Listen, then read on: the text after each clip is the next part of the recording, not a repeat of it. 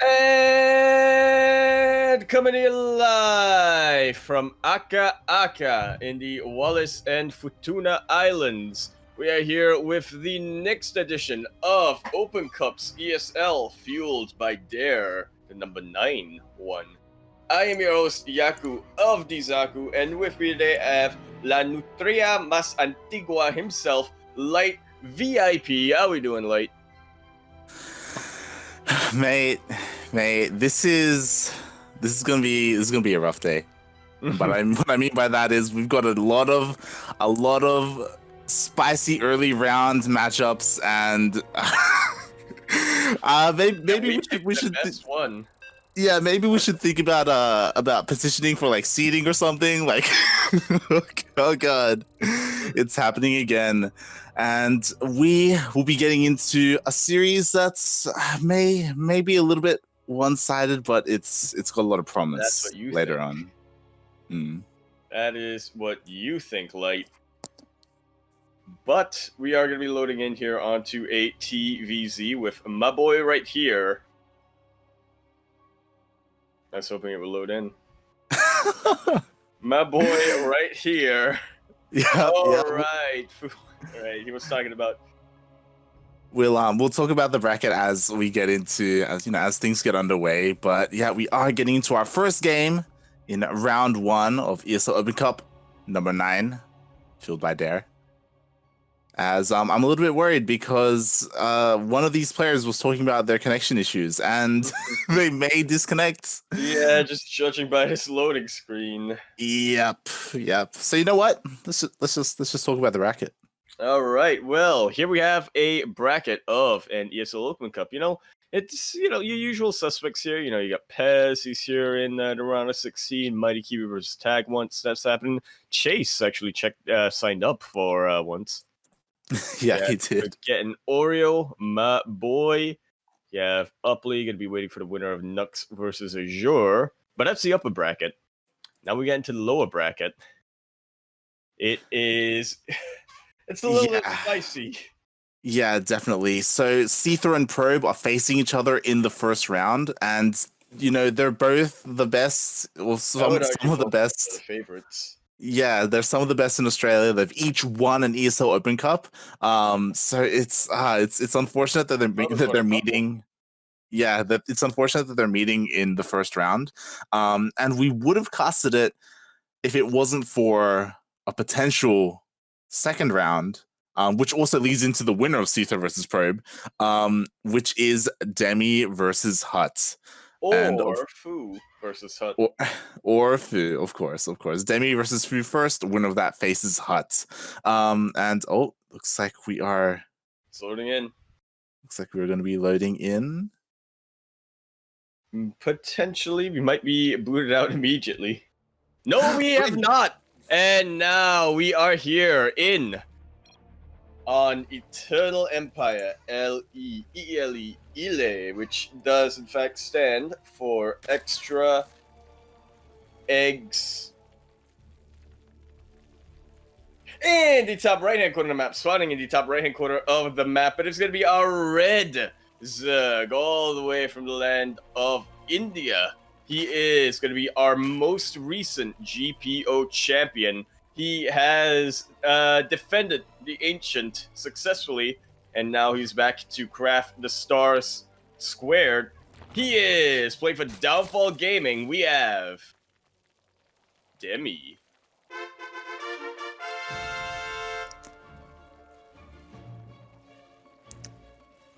And spawning in the bottom left-hand corner of Eternal Empire LE, we have the Malaysian Terran representing Clan Malaysia. It is Nasus Lemak, aka foO.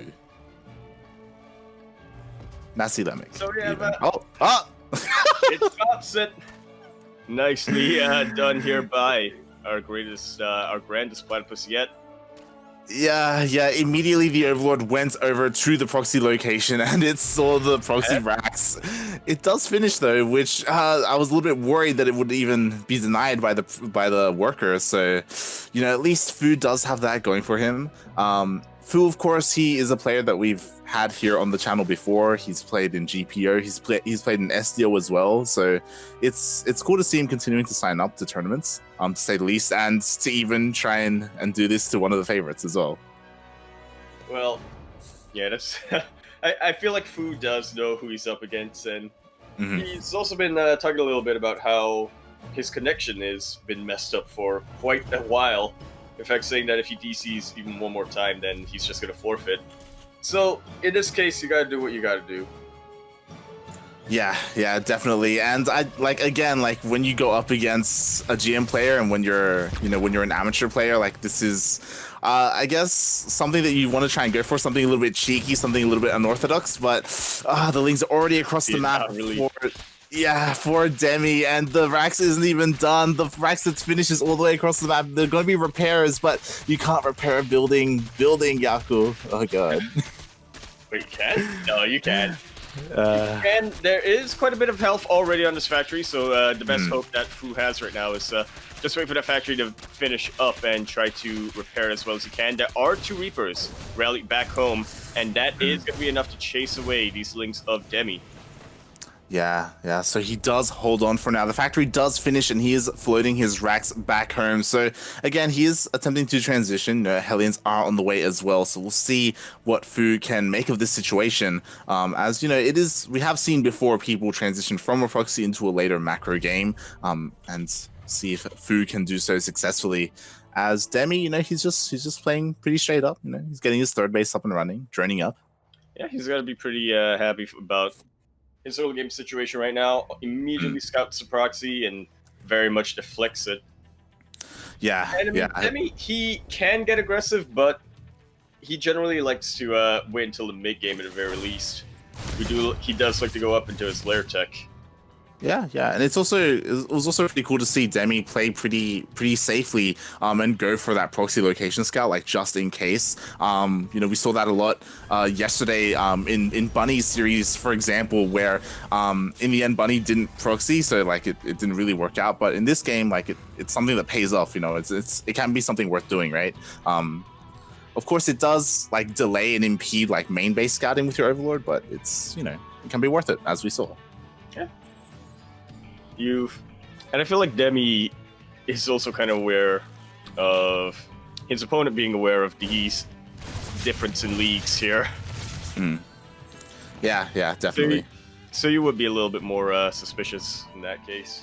Yeah, it also goes to show the kind of player you are, right? There are some players who would do the opposite, where you would just proxy hatch or something like that, a player who's lesser than you, right, and be ultra aggressive. But instead, Demi, he's just playing. Oh. If Mario was here, I'm just saying that we've all played in Olima leagues before, and I'm just saying, Keen, every single game I played against him, he proxied. All right, I'm just saying. I mean. Yeah, I guess that is the difference. I was thinking more in the case of, if you know that you're better than your opponent, why don't you just play straight up? Because, if you're doing a cheese sort of build, there's always a chance that they hold it, right? Yeah. I mean, they're less good than you, but I didn't think of it in the case of, us versus Korean pros. Yeah, I mean, we actually saw this, I don't know if you recall, it was a while ago now, but we casted Jim Rising versus Quantel. In ESL Open Cup Asia, remember? And he drone pooled. It was a couple of weeks. It was over a month ago now, and he drone pooled, and Quantel held because Quantel was ranked Diamond on Korea, so Jim Rising just thought he was Diamond, and there was a crazy upset in that series, and he got knocked out in the first round. I very vividly remember that back in the good old days, when ESL Asia was at a time suitable for our Lord.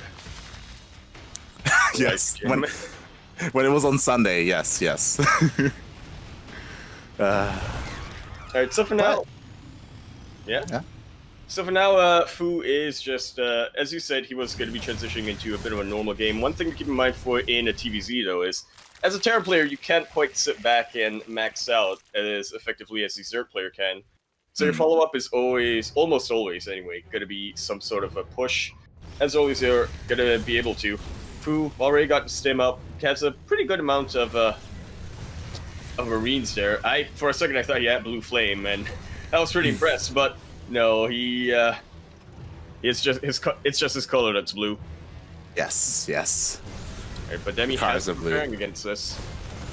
Yeah, he already has a bunch of Lings and Banelings. Oh, speed finishes just in time as well for this push. Coming up. The Liberator, I like the idea of it, but wasn't quite going to be effective in this fight.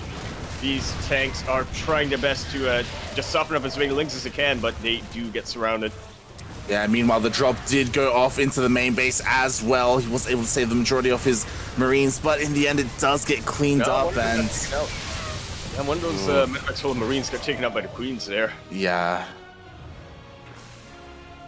So target firing definitely on point with Demi, and gonna do what Demi does best. Yeah, again, this Liberator value done. Yeah, it's in a nice like chokehold position, which is. Oh, Demi might lose one queen. Demi might lose one queen, but the transfuse game, he loses the queen in the end. Yeah, so like regardless, foO, he is getting some damage done, but there is that Spire that's on the way, which still has gone on unscouted, and that could deal a lot of that. There's actually 2 Spires on the way. I don't know if that's a mistake, but nah, yeah, upgrades. One of them will be a greater Spire, the other one will be the normal Spire, because he just likes tapping it around. Aesthetic. Questionable. We'll see if he starts double upgrades. He's got double upgrades on his ground army, so why not? Yeah, that he does. Meanwhile, we do have foO trying to get his third. It is still quite late, especially looking at Demi. Demi, he's already on 4 hatcheries. He's working on his 5th as well. So foO, he's gonna need to try and find some more damage than what he was prior. And with this one drop, I mean, maybe he can clear some creep, but little victories. Yeah, clearing the creep is good, but he does need to have a follow-up behind the creep. You know, he does need to be macroing up extremely hard. For now, he is floating a couple of minerals. I would like to see foO get maybe even double expand here. And Demi is pretty passive. There it is. Those unnecessary risks. Yeah, and Demi realized his mistake. He canceled the second Spire. So only one finished, and actually working on an infestation pit as well. Looking to maybe head into Hive. Work on double infestor upgrades. Yeah. Why not, right? Versus when you're going Mutiling Bane versus Mutas. No, he's going Mutiling Bane versus Bio, but still, fungals are pretty good against Bio. Yeah, they can be. As the Mutalist are moving out across the map, the Spire was unscattered, and we'll see how much damage it can get done. At the same time, there is a double drop in the natural of Demi. Well, there are not any turrets up here in the natural of foO, and he is absolutely paying a price for it. He sent the majority of his Marines out on this drop, and he is just getting cleaned out, man. He really he's got to go all in after this. Yeah, like this goes to show how deadly these Mutalists can be when the Spire goes unscouted. There were no missile turrets prepared for this. There were no Marines at home either. They were all out on the map, and all the tanks get picked off as well. These Mutalists might just be the nail in the coffin here. I say that, but the Ling Bane is moving out across the map. It will be meeting up, and oh boy. That's a lot of Banelings being made. I like a lot of Banelings. That's a lot of Banelings. Looks like a club or a mace. That's a metaphor, a visual metaphor for what's to come. I will say +1/1 will finish up for foO, so he will have those upgrades ready for this, but it's all about the numbers. He's still going to be at a upgrade disadvantage, and as you said, the numbers just are there for Demi and not for foO. GG is called, and game number 1. Just gonna go to our Indian Zerg player. I was a Terran. GG. Game number 1 does go to Demi, and As we do get ready for game number 2, what do you want to see come out from foO? Because we saw him try and proxy racks, but it does seem like Demi is playing relatively safe. Like, I want nasi goreng. All right, what about in StarCraft?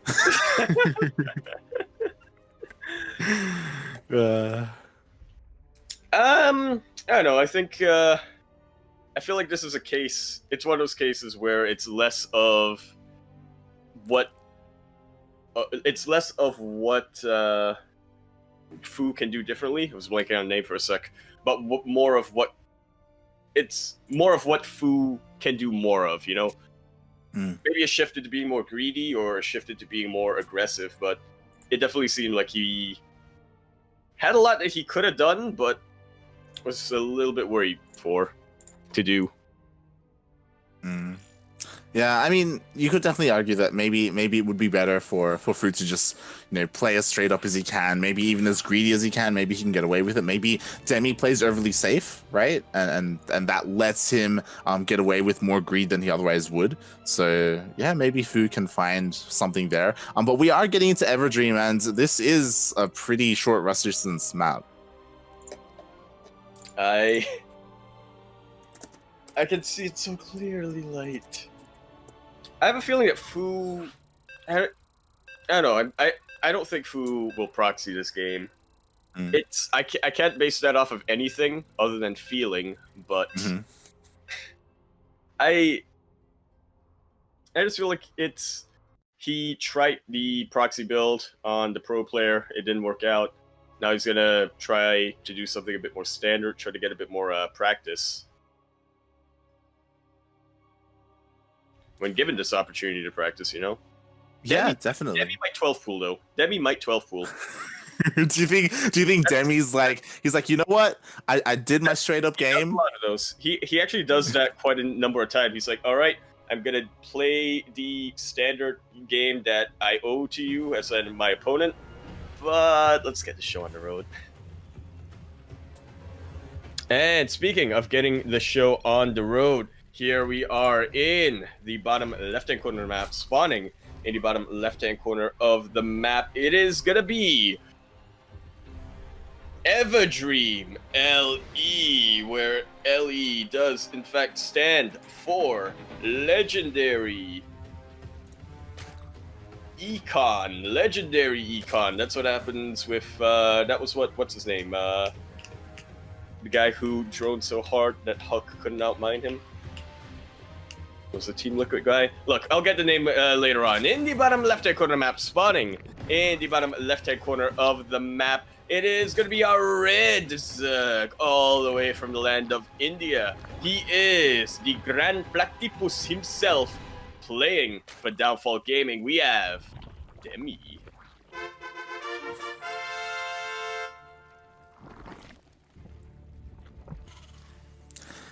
And spawning in the top right-hand corner of Everdream LE with a pretty interesting opener, we have the Malaysian Terran player representing Team Malaysia. It is Nasi Lemak.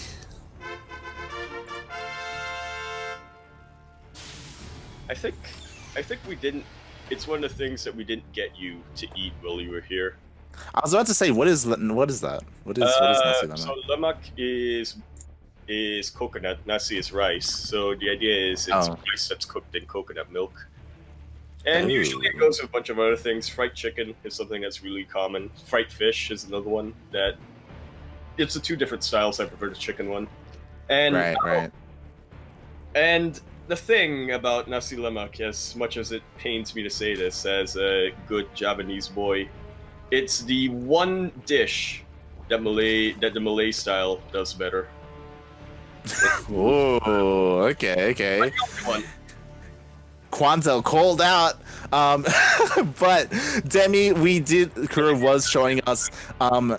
Demi did go for a gas first opener. He went gas, pool, hatch. I was thinking maybe he would be getting fast link speed, but after he hit 100, he kept going, and it looks like he has opted for a very fast Roach Warren. So we'll be seeing a fast Roach. I'm just keeping my eye on this Reaper right now. I I do like that Nasi Lemak has sort of sensed the danger. Maybe it's because he realizes just how short the rush this is, but he does already have that bunker prepared. He's gonna have to load that right up. Yeah, that he does. As I think he did go for a scout earlier, and he saw the timing for. Yeah. He saw the timing for the gas in the pool. So he knew something was up. Yeah, and that does lead into the fact that he did open up for 2 fast gases. So I was thinking either faster factories or more starports, but yeah, an armory as well. All right, so it does seem like foO is planning to play this or transition to mech this game. I was a little bit worried about getting a second factory so soon because I was definitely worried about his ability to get tanks out, but he has enough now. He's got to make one though. foO, exactly, that's what I mean. Like, he hasn't started making a tank, and the Ravagers are here. They're gonna start. Why are you making a Hellion? Oh no, you need a tank in this situation. Oh god, again, he didn't know that it was Roach Ravager. I imagine he thought it was Ling Bane all in, because he didn't see the Roach Roaring, and this. Yeah, he took a gamble and it did not work out too well. I would still. Go on. I would say that getting Blue Flame Hellion this early is the most situational build that you can go for. Tanks are, even if it's Ling Bane, tanks are going to be a lot more useful than just pure Hellions. But yeah, I'm thinking foO just thought it's going to be pure Lings, so he's going to get the counter for that. Unfortunately, he read that a little bit wrong. Yeah, again, it did come down to the fact that the first Reaper that he sent across the map, he just saw the natural and then he went back home. He didn't go into the main base, and that's where all the information was. So he will clean this up, as he did get a Cyclone next, so he does have that going for him, but look how many workers he's lost.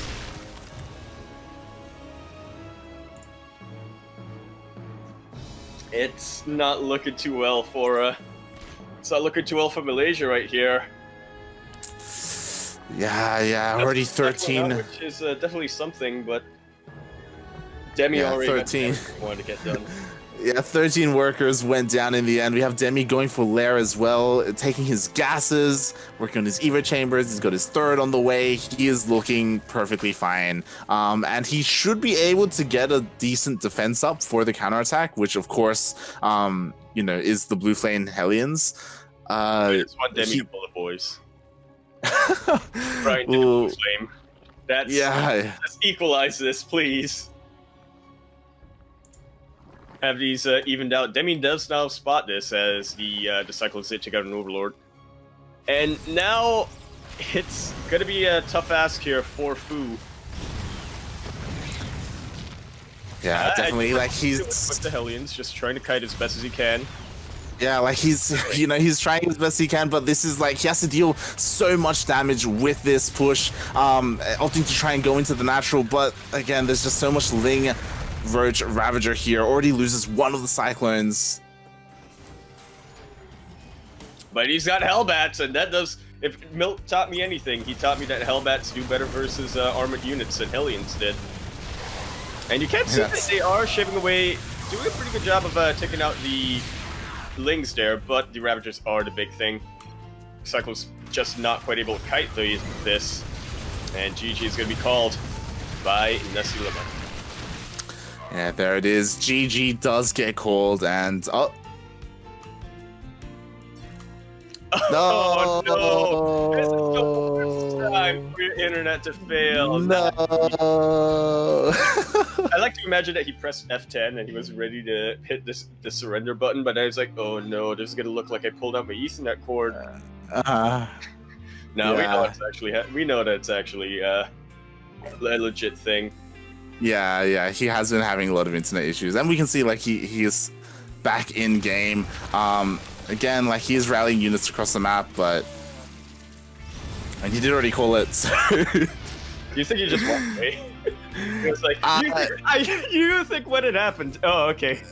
I was like, do you think that he was like, look, this is probably gonna DC me. I'm just gonna walk away. But yeah, GG's call.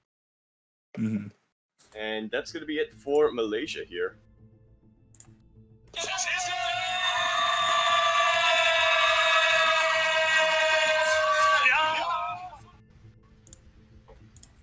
And with that, I see that there was quite a lot of support by our Malaysian viewers, but just was not meant to be today.